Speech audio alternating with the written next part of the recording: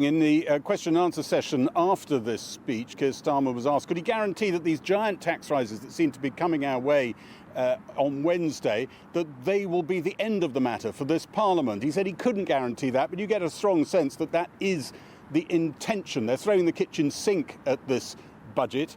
And those tax rises, he says in his speech, are absolutely essential to preserving public services. Now, during the election campaign, not many months ago, Keir Starmer was constantly being goaded by independent economists like the Institute for Fiscal Studies, who were saying that what he was saying about future tax rises was potentially quite trivial. He wasn't being honest himself. Anyway, as you can hear in this clip, he seems to be slightly adopting the arguments that were used against him a few months ago.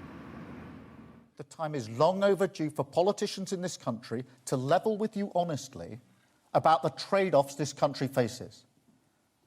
To stop insulting your intelligence with the chicanery of easy answers. Working people know that hard choices are necessary.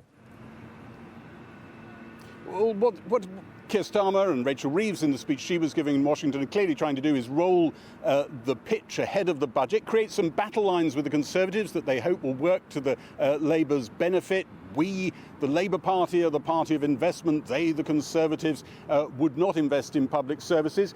But they're also trying to make sure that they don't spook voters and don't spook markets with the tax rises that are coming our way and the extra borrowing that is clearly coming our way. None of which has amused the Speaker of the House of Commons, who said far too much of this budget is being leaked before the formal sharing with MPs on budget day on Wednesday. But you get a sense of how worried the government is about that from the Prime Minister's press spokesman saying it's entirely routine to leak the budget. My phrase, not his, but entirely routine to let bits of information out. And in Keir Starmer's speech today, he let two more bits of the budget out. He talked about how bus fares, the cap on bus fares at £2 per journey is going to go up to £3, and there was going to be £240 million of extra money going into back-to-work schemes. Gary Gibbon in Westminster. Well, earlier today I spoke to the Work and Pension Secretary, Liz Kendall, whose department today announced an initiative to help people back into work. And we spoke about that, but first I put it to her that working people will find a 50% hike in capped bus fares very difficult to live with. I really do understand how vital buses are for people to not just get to work, but to get to college, to get to their local hospital. But you've got to have it on a sustainable footing. You've got to have the finances there because you've got to be able to afford to pay for them. We've got to get the economy growing again. That means investing in the long term, the infrastructure and the jobs of the future, but it also means getting Britain working again, which is why the announcement today about £240 million to help get people into work is so important. Right, well, I mean, you're spending £240 million on disabled people and the long-term sick. How much are you going to bring the benefits bill down when that works?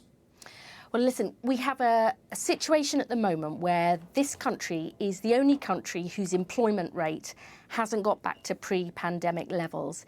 And we have an almost record number of people out of work due to long-term sickness, and 1 in 8 young people not in education, employment or training. What's the cost-benefits prediction on this? Are you expecting to bring the benefits bill down by more than you're spending? We certainly want to see spending on the cost, what I would call the cost of failure. If you're written off, not given support when you actually want to work, which many people do, that is too much money being spent on the cost of failure. We also want to see... So will this cost or save money is the question?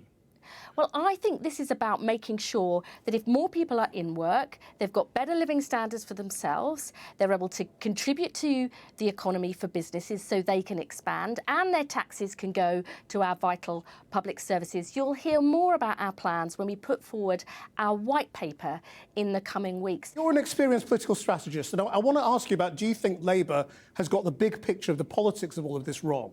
You know, you alienated millions of pensioners over the winter fuel payment. You're now annoying lots of people who get buses.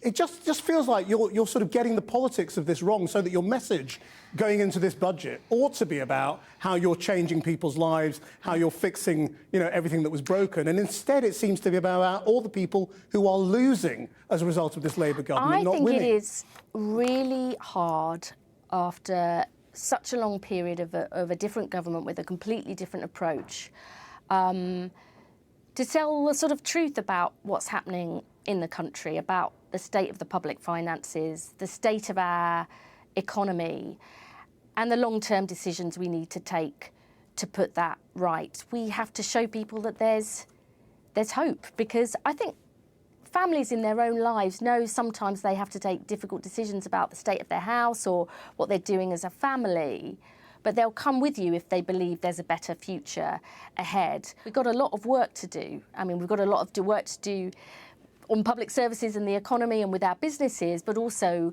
with the public. But it is, the analogy of the house, it is true. If you don't sort out the damp or the roof or your foundations, you just try and paint over. I've done it myself, Krishnan. I've painted over damp.